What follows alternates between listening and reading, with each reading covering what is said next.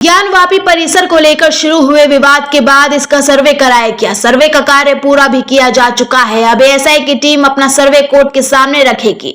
इसके लिए 11 दिसंबर का समय तय किया गया है। वहीं एएसआई के सर्वे को लेकर सुप्रीम कोर्ट के वकील विष्णु शंकर जैन ने बड़ा बयान दे दिया है। उन्होंने कहा है कि कल कोर्ट के सामने एएसआई अपना रिपोर्ट रखेगा। ये रिपोर्ट मील का पत्थर साबित होगी। साथ ही उन्होंने कहा कि कल का दिन बहुत इंपॉर्टेंट है।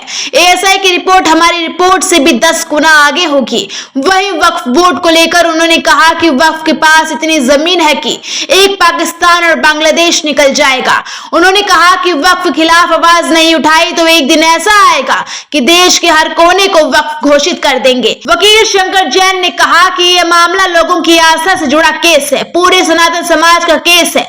इस केस से हर आदमी जुड़ा हुआ है। वकील के रूप में मेरा कर्तव्य है कि लोगों तक पहुंचकर उनको बताना कि उनका केस क्या है, इसलिए मैं दौरे कर रहा हूं। उन्होंने कहा कि इस रिपोर्ट के बाद अंजुमन इंतजामिया मसाजिद कमेटी को ऑब्जेक्शन का वक्त दिया जाएगा। जब उनका ऑब्जेक्शन फाइनल होगा तो उनके इश्यू को कोर्ट के सामने रखेंगे, यानी कि इस प्रक्रिया में पूरा 3 से 4 महीने का वक्त लग जाएगा। हमारी पूरी कोशिश होगी कि एविडेंस और रिसर्च के आधार पर तैयारी हो ताकि इसमें और देरी ना हो।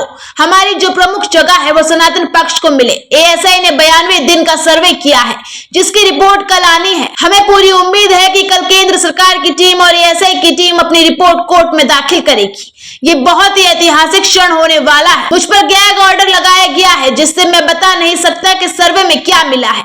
कल की एएसआई की रिपोर्ट मील का पत्थर साबित होगी। वक्फ को लेकर उन्होंने कहा कि इस देश में डिफेंस और रेलवे के बाद वक्फ सबसे बड़ा लैंड ओनर है। ये 2008 के आंध्र प्रदेश कोर्ट के आंकड़े हैं। अब 15 साल बाद इतना लंबा वक्त बीत गया है कि अगर उनकी संपत्ति का अब आकलन किया जाए तो सबसे ज्यादा संपत्ति इनके पास होगी। उन्होंने कहा कि अगर वो संपत्ति डिक्लेयर करें तो वक्फ की जमीन में से पाकिस्तान और बांग्लादेश की जमीन के बराबर का हिस्सा निकलकर सामने आएगा।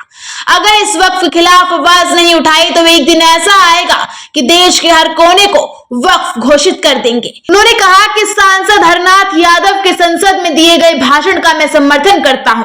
वक्फ एक्ट 1995 एक ऐसा काला कानून है जिसको खत्म करना चाहिए। इसके लिए देश के सभी लोगों को संगठित होना चाहिए।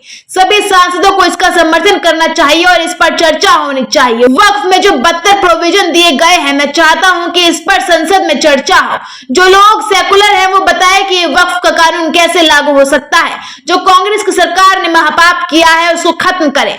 मैं जो अपनी बात रखता हूं वो सनातन के पक्ष में रखता हूं। मैं जब 40,000 मंदिरों को मुक्त करने की बात करता हूं, प्लेस ऑफ वर्शिप एक्ट या वक्फ को खत्म करने की बात करता हूं, तो ये सब बीजेपी के मुद्दे नहीं थे।